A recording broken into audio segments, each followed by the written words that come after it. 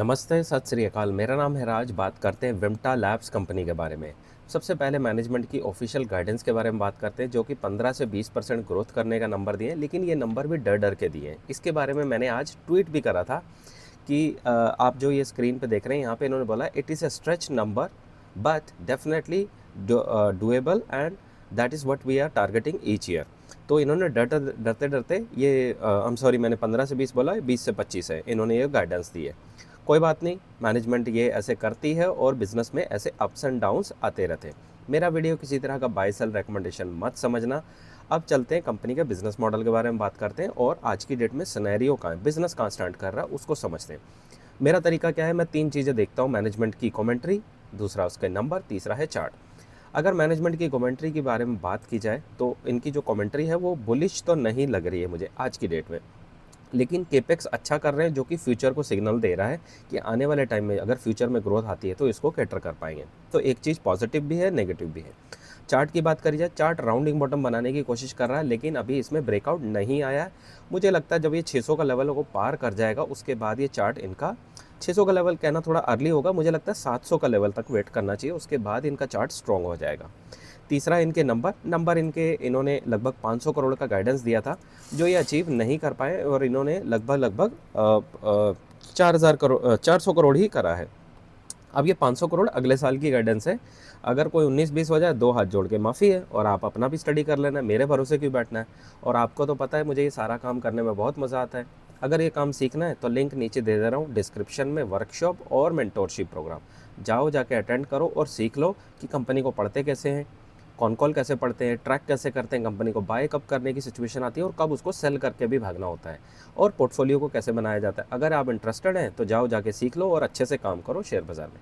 अब चलते हैं कंपनी के बिजनेस मॉडल के बारे में। कंपनी करती क्या है थोड़ा सा उसको समझते हैं, और सेक्टर में क्या हो रहा है उसको थोड़ा सा अगर समझेंगे ना, तो हमें ये कंपनी और ये जो ये कंपनी में जो अभी करंट जो हाल फिलहाल सूरत चल रही है, कंपनी के बारे में समझने के लिए आपको एक होलिस्टिक पूरा का पूरा एक व्यू लेना पड़ेगा। तो उसके लिए क्या करते हैं, पहले थोड़ा सा चल के सेक्टर के बारे में समझते हैं।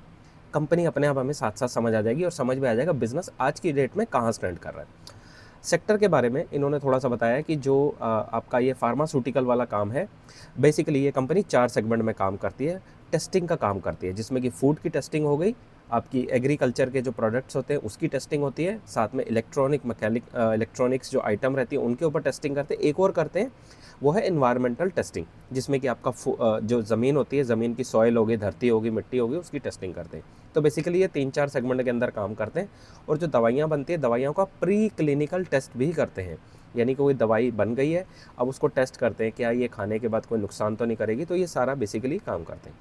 अब अगर सेक्टर के बारे में बात की जाए तो 8 से 9% फार्मास्यूटिकल वाला जो सेक्टर है वो ग्रोथ कर रहा है, ये ग्लोबल बात कर रहा हूँ। प्री क्लिनिकल 8 के आसपास, फूड टेस्टिंग 7-8, एनवायरमेंटल 4 से 5 और इलेक्ट्रॉनिक टेस्टिंग 5 से 6।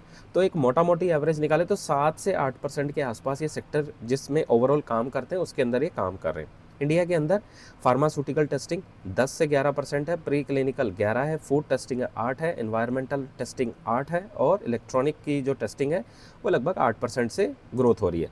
तो मोटा मोटी कह सकते हैं कि ऑन एन एवरेज सेक्टर के अंदर ग्रोथ है। कंपनी ने जो मैनेजमेंट ने बोला है कि वो 15 से 20% के आसपास ग्रोथ करेंगे, अचीवेबल है, डूएबल है, सब मैं मानता हूँ। मैं तो एग्री करता हूँ, हाँ कंपनी ये कर पाएगी।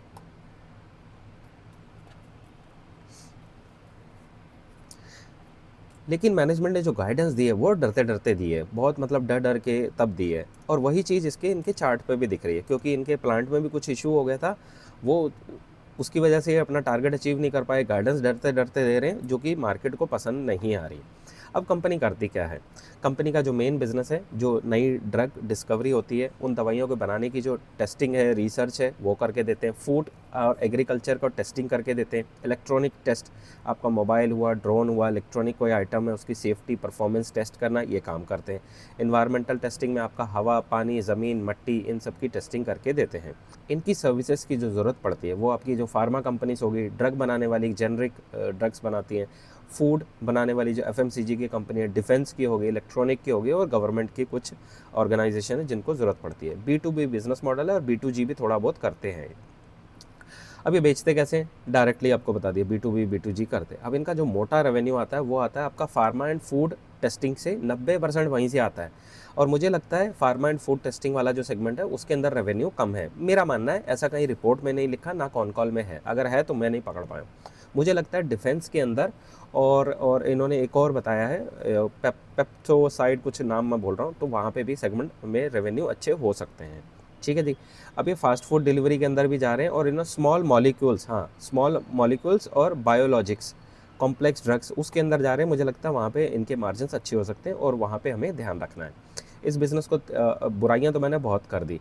अब जो नया प्रोडक्ट ये लॉन्च कर रहे हैं, जो कि पेप्टिसाइड हो गया, और product launch in the sense कि उस वाले सेगमेंट में अंदर जाके टेस्टिंग कर रहे हैं। दूसरा आपका जो ये इसको बोलते हैं स्मॉल मॉलिक्यूल्स और बायोलॉजिक्स, ये बायोलॉजिक कॉम्प्लेक्स ड्रग्स, इसकी टेस्टिंग के अंदर जा रही है। यहाँ जाके इनके जो प्रोडक्ट में मार्जिन्स है वो अच्छे होने वाले हैं, तो वो इस बिज़नेस को एक अच्छा पुश दे सकता है।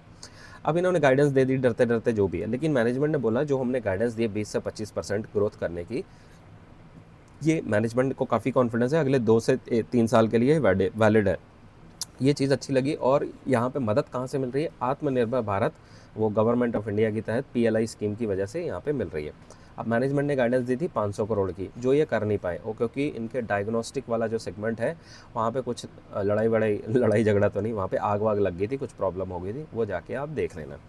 बिज़नेस में काफ़ी चैलेंजेस हैं, हाँ ग्रोथ भी आएगी, लेकिन बायोलॉजिकल वाला जो पेप्टिसाइड एंट्री कर रहे हैं वहाँ पे इनको काफ़ी फ़ायदा मिल सकता है। अब जो उसके अलावा डिफेंस हो गया, इलेक्ट्रॉनिक आइटम वाला जो हब है इनका हैदराबाद में, वहाँ से इनको ग्रोथ मिल सकती है, क्योंकि उसके अंदर ये काम कर रहे हैं।